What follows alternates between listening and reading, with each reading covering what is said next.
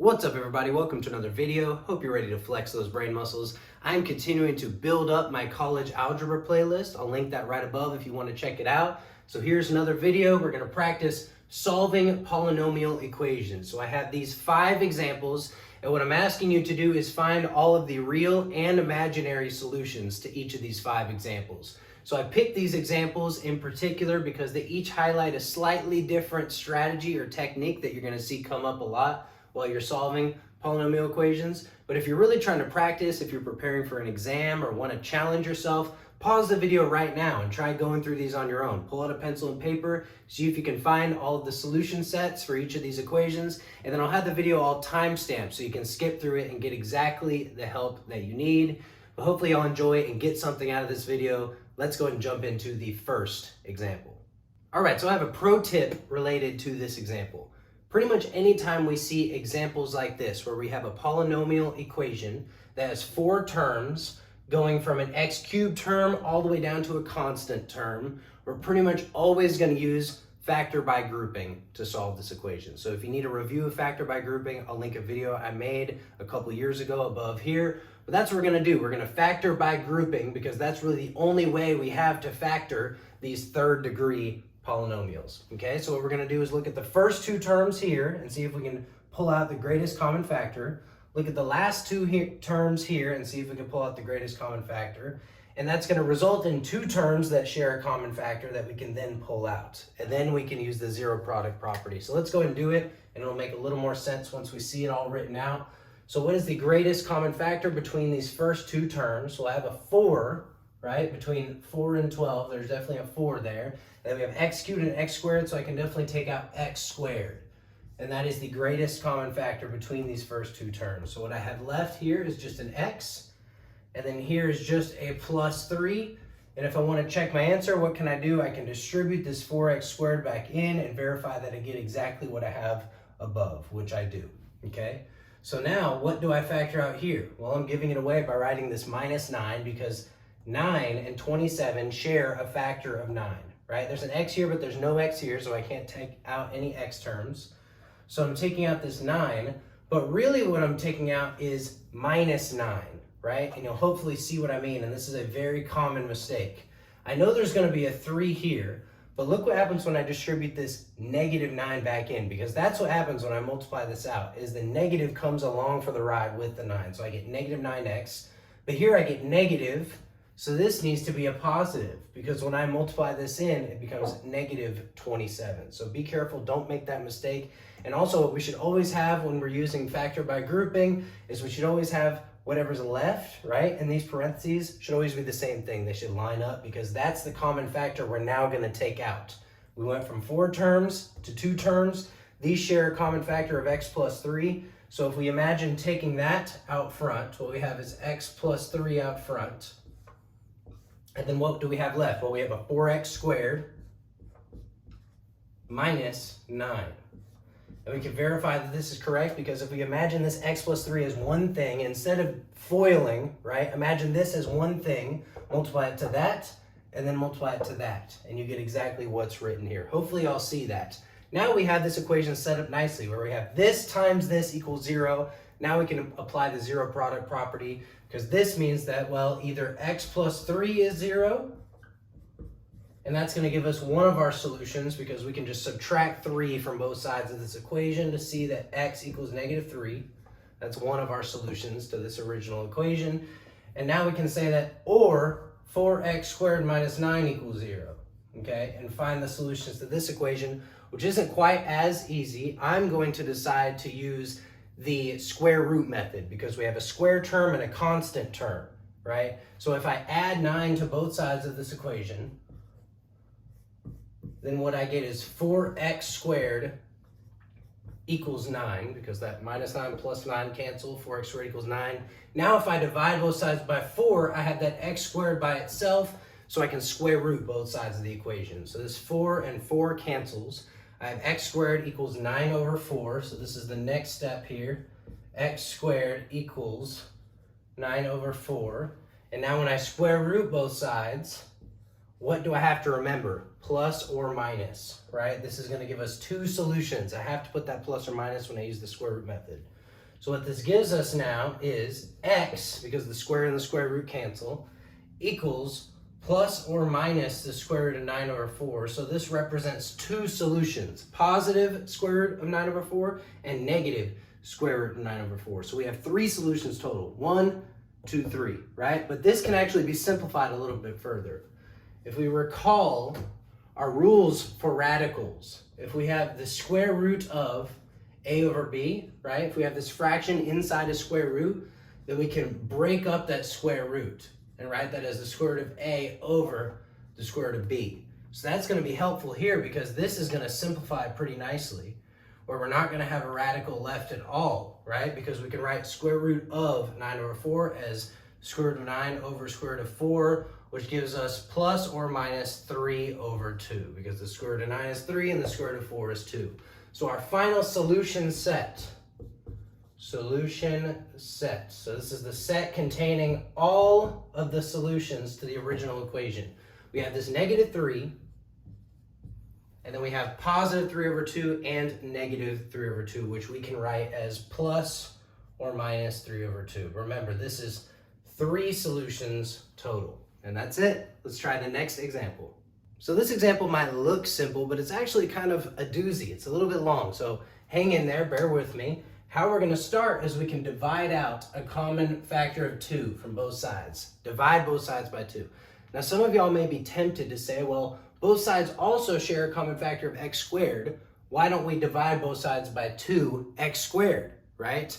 And I want to take this moment to say that in practice, that is very bad practice. We never want to divide both sides of a polynomial equation by any kind of variable expression, x squared, x minus 3, anything like that, because in doing that, we can remove solutions from the equation. In other words, we can produce a new equation that has less solutions than the original equation. And we want to find all the solutions to this original equation, so we don't want to lose any solutions. Real quick, if you want to see why, I'll demonstrate this with a simple equation like this, x squared equals x, which has two solutions, 0 and 1, right? Because 0 squared is 0, 1 squared is 1. If I try to simplify this by dividing both sides by x, what I get on the left-hand side is x, and what I get on the right-hand side is 1. So I went from an equation that had two solutions, 0 and 1, to an equation that has one solution, 1, right? So dividing both sides of an equation by variable expressions often causes us to lose solutions, right? So we don't want to do that in practice because we want to find all of the solutions to this original equation. Hopefully that makes sense. So we're just going to divide both sides by 2. We can divide, multiply, add, subtract. Any constants are always fair game. So we can divide both sides by 2, no problem. We don't have to worry about that at all. And now what we have is x to the 5th equals 8x squared. So what we want to do now is subtract 8x squared from both sides. Because really what we want is we want to get 0 on one side so we can start trying to factor and solve this equation. So if we subtract 8x squared from both sides, what we get is x to the 5th minus 8x squared equals 0, okay? So now we're going to factor, right? We're going to take out this x squared out in front. That's the greatest common factor between these two terms, and now we're in a good position to solve this equation. So from here to the next step, I'm taking out an x squared, factoring that out. What I'm left with is x cubed minus 8, okay, equals 0, and we can verify that that's correct by distributing that in and getting right back to where we came from, so we're good to go there. So now I can solve this equation. I have it set up where I have this times this. So either x squared equals 0 or x cubed minus 8 equals 0. But I can actually factor this down further. This is actually a difference of cubes. So we're going all the way back to the difference of cubes formula. So the formula for this, a cubed minus b cubed equals, and there's a little acronym I use to help me remember it. I know that here we have a and b, but I often forget the sign. Well, the sign is actually the same as the original sign, so minus.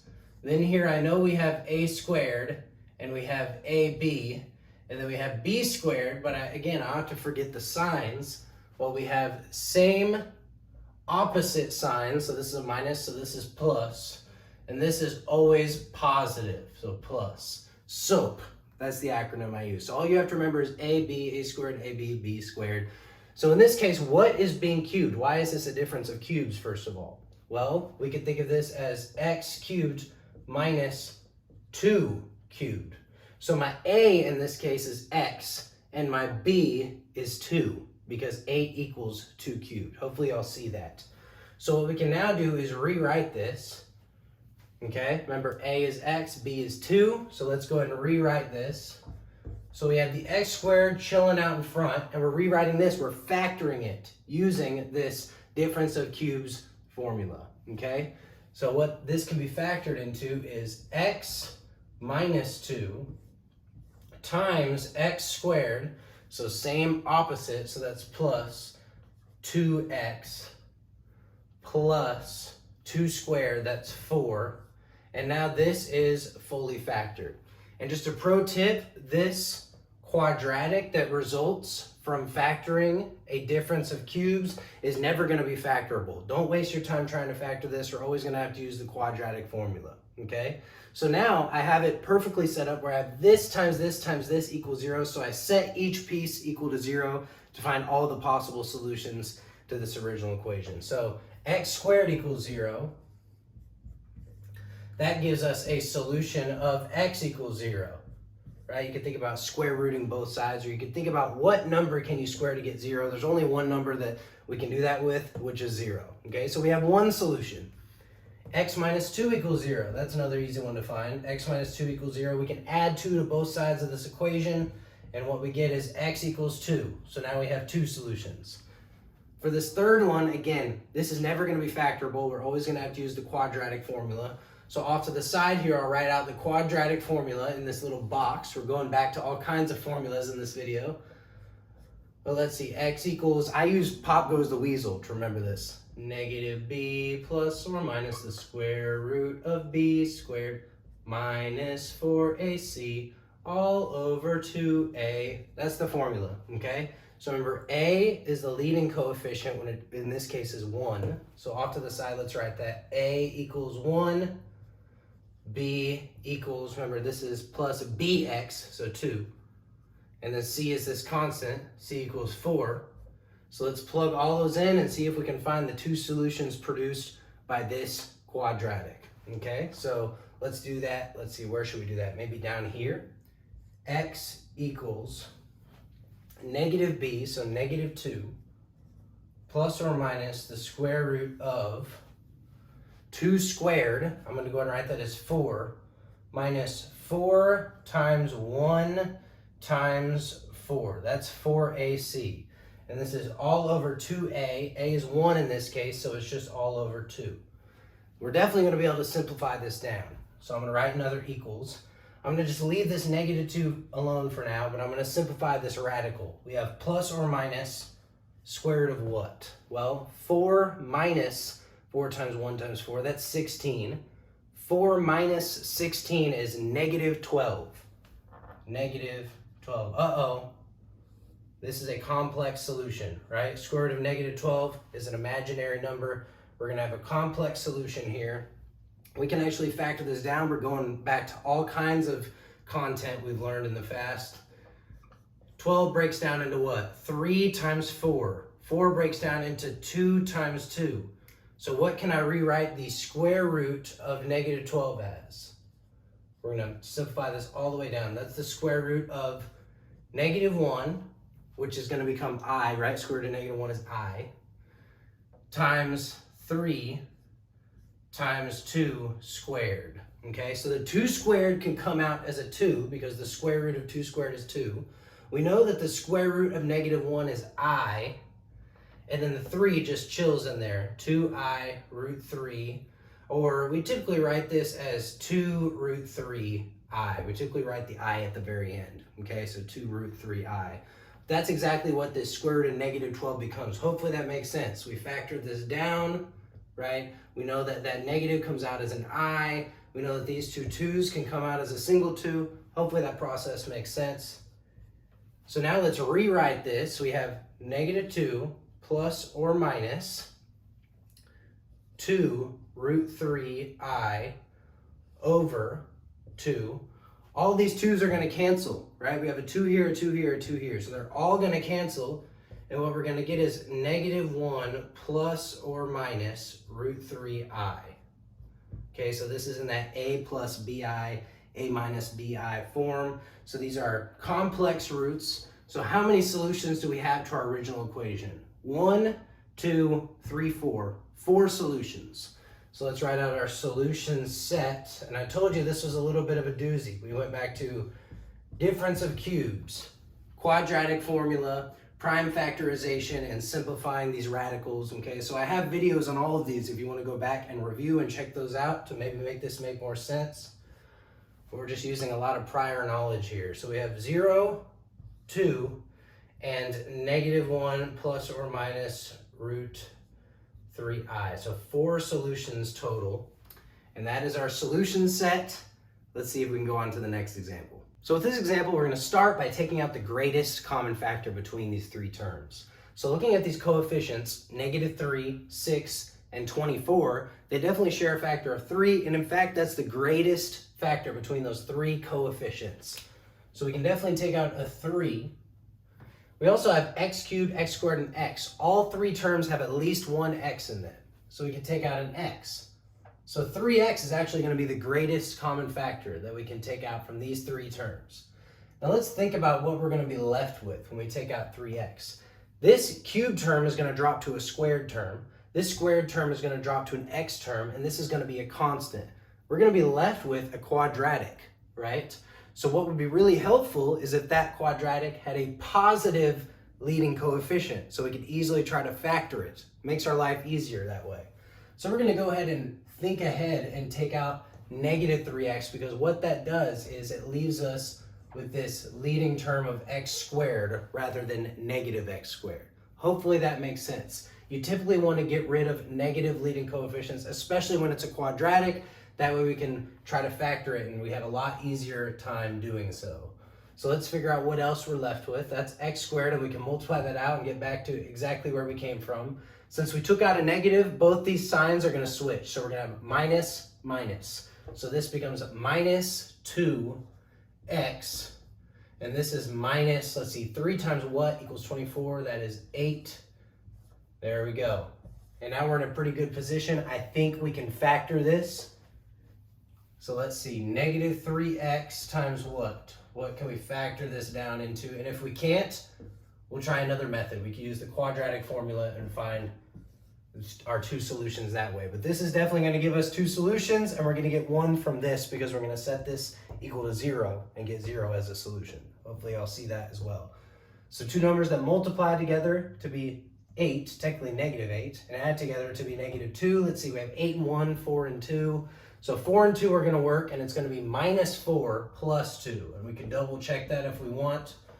We can FOIL this out, see if we get right back to where we started, which we do.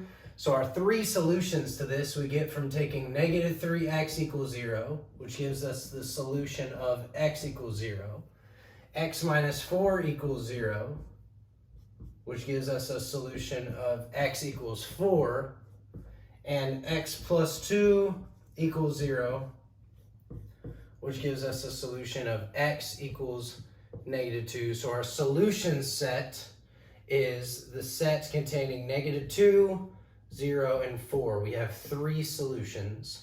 And hopefully this shows the importance of recognizing those common factors and taking them out, because we went to this from this 3rd degree polynomial equation that was a little confusing and we maybe weren't initially sure how to solve it, to a pretty simple quadratic equation with a factor out in front that we easily factored down and found the solution set too. So hopefully that makes sense. Let's move on to the next example. So we can start this example by identifying the greatest common factor, which in this case is just 5. And we can go ahead and factor that out in front. And what we're left with is x to the 4th minus 1, and we can verify that by distributing this back in and making sure we get exactly where we came from. And actually what we can do whenever the greatest common factor is just a real number like this, we can just go ahead and divide both sides of the equation by it and get rid of it altogether. Remember, the only time we can't do this, the only time we can't divide both sides and get rid of stuff is when we have like x, x squared, those variable expressions. That's when we potentially eliminate solutions. But when it's just 5, we can divide both sides of an equation by 5, no problem, no worries. We can actually just get rid of that 5 altogether. Those 5's cancel, and what's cool is 0 over 5 is still just 0. So the right-hand side of the equation doesn't change at all. Now what we're left with is x to the 4th minus 1 equals 0. And again, you don't have to do this step. You could just let that 5 hang out in front the whole way and continue that way. That works as well. These are equivalent equations.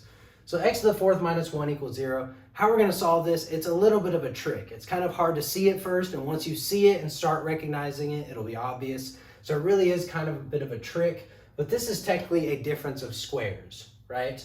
Recall a squared minus b squared we can factor as a minus b times a plus b. So what exactly is being squared here?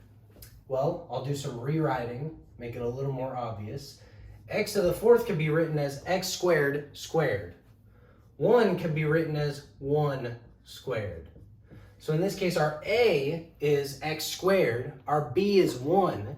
So this is going to factor into x squared minus 1 times x squared plus 1 equals 0. Now guess what can happen now? This x squared minus 1 is a difference of squares again, right? X squared minus 1 squared. So this can factor actually further.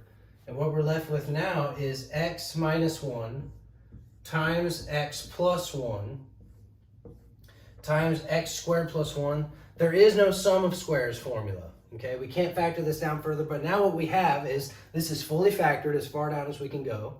So we're going to find solutions by setting x minus 1 equal to 0. And that's going to give us 1 as a solution. X plus 1 equal to 0. And that's going to give us negative 1 as a solution. Oops. X equals negative 1. So we have 2 solutions so far, 1 and negative 1. This equation here is going to have no real solutions, right? What real number can you square, add to 1, and get 0? Let me make this more clear. X squared plus 1 equals 0. Subtract 1 from both sides. Let's isolate the x squared. What do I get? X squared equals negative 1, okay? What can I square to get negative 1? Well, no real numbers, but there are complex numbers, and we could solve that by using the square root method. Square root both sides, we have to add that plus or minus. So x equals plus or minus the square root of negative 1. What is the square root of negative 1? That's I. So x equals plus or minus I. We get 2 solutions from this equation, both of them imaginary solutions. We have 2 solutions here, so our final solution set, let's write it up here. Solution set, in this case. And we can actually write it this way, plus or minus 1, comma, plus or minus I. 4 solutions total. Positive 1, negative 1, positive I, negative I. So hopefully that made sense, and just note this trick. Sometimes when you have squares or to the 8th power, stuff like that, you'll have these tricky differences of squares that you might have to notice. All right, so we're on our last example. Hopefully you've got something out of this video so far. Let's go ahead and jump right into it. I'm gonna go ahead and distribute this 3x squared. I'm not sure what exactly it is I'm dealing with yet, and I wanna see if I can distribute this and maybe combine some like terms and see what it is I'm dealing with. So let's go ahead and start. 3x squared times x squared. That gives me 3x to the 4th plus 3x squared times 3. That gives me 9x squared. Now let's see if we can combine some like terms. Looks like we can. If I add 2x squared to both sides of this equation, plus 2x squared plus 2x squared. The right-hand side, these will cancel. On the left-hand side, I have 9x squared plus 2x squared. That's 11x squared. So I'm combining some like terms here. Now we have 3x to the 4th. We're just copying that down, plus 11x squared, and that equals 20.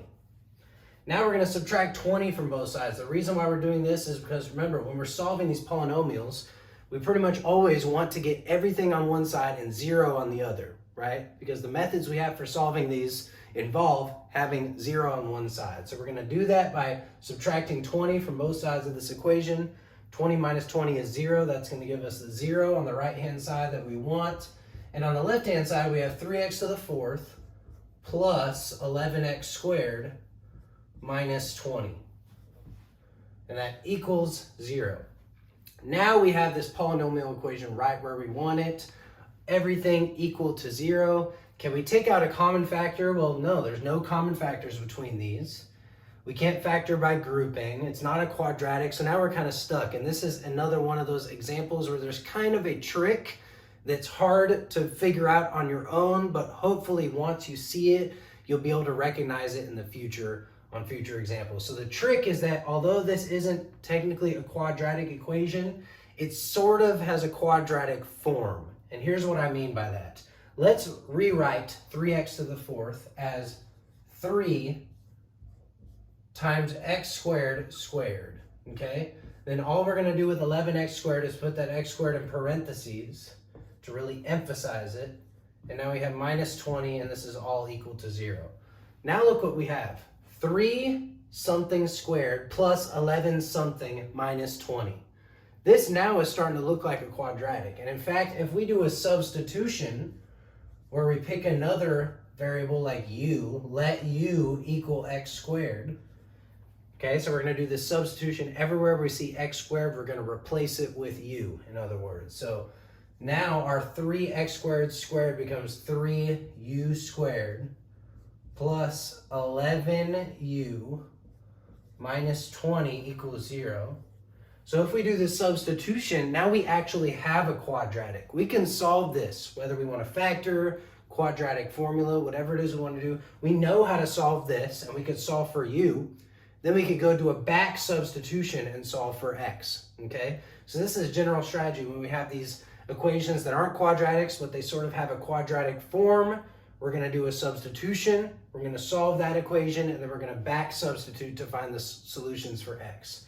So let's go ahead and see if we can fully factor this. I'm going to use the AC method. You can use whatever method you want. You can use the quadratic formula to find the solutions, really whatever you want to do. I'm going to use the AC method to factor this, right?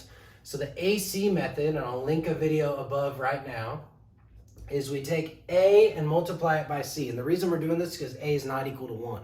So it makes it a little trickier to factor. So 3 times negative 20 gives us negative 60. And now what we do is we try to find factors of negative 60. So numbers that multiply together to be negative 60, but add together to be 11. So 60 and 1, 30 and 2, those aren't going to work. 15 and 4, that's going to work. Plus 15 minus 4. So now what we do is we break up this plus 11u into plus 15u minus 4u, right? This equation is the same thing as 3u squared plus 15u minus 4u minus 20. We just rewrote the 11u as plus 15u minus 4u. So it's the same thing. And now look what we can do. We have a common factor between these first two terms, which is 3u. And when we take that out, what we're left with is u plus 5. And we have a common factor here as well, which is negative 4. We could take out this negative 4, and what we have left is u plus 5. And now we can factor by grouping. So this is the AC method. Multiply A by C. Find those two numbers that multiply together to give you AC, but add together to give you that B term, and then do factor by grouping.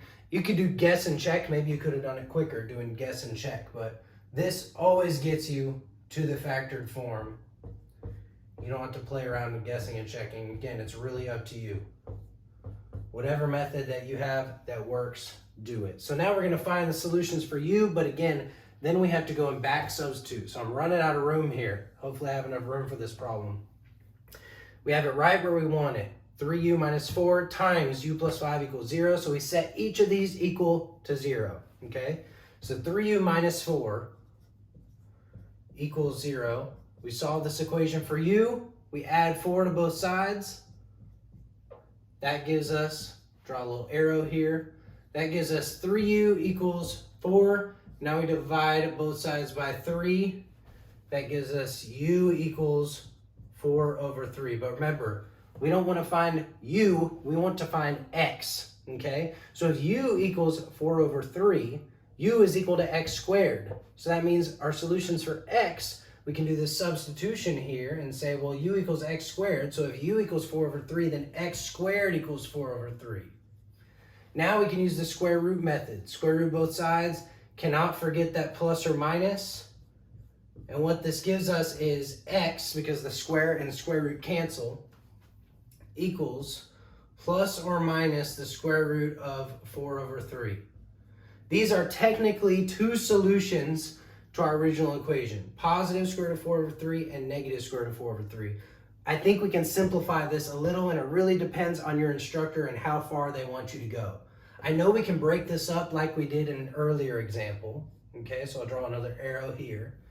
X equals plus or minus square root of 4 over square root of 3, which is equal to plus or minus square root of 4 is 2, so 2 over square root of 3. And now they may want you to do what's called rationalizing the denominator. Because we have this radical in the denominator, what we often do is multiply by root 3 over root 3, right? Multiply by the radical over itself to get rid of that in the denominator. And what this gives us is plus or minus, okay? The root 3 and the root 3 multiply to be 3. And what we have up top is 2 times root 3. So it really depends on your instructor and how picky they are, how far they want you to go. Positive square root of 4/3 and negative square root of 4/3 are technically both solutions to this original equation. We can simplify and then we can rationalize the denominator as well. So for our final solution set, I'm going to write it in this form. But again, really depends. Ask your instructor on what they want. So we got to continue, use the last of our board space, but we found two solutions. We're going to find the last two solutions, and luckily this equation is a little bit easier to deal with because all I have to do is subtract 5 from both sides. I get u equals -5. Now I do this substitution because u equals x squared. If u equals -5, then x squared must equal -5. And these are both going to be complex solutions, right? Because when I square root a negative number, that's not going to be a real number, right? So we're going to have x equals plus or minus the square root of -5, which can also be written as plus or minus what? Well, the 5, I can't simplify it all, right? Square root of 5, just square root of 5. But that negative I can pull out as an I. So plus or minus root 5i, because the square root of -1 is I, okay? So 4 solutions total. All right, S, first solution set here. Okay, and this is in the middle of the board, but that's okay. We ran out of room. We should be proud of all this work we've done. Plus or minus 2 root 3/3. So 2 solutions here. As well as plus or minus root 5i, 2 solutions here. 2 real and 2 imaginary solutions.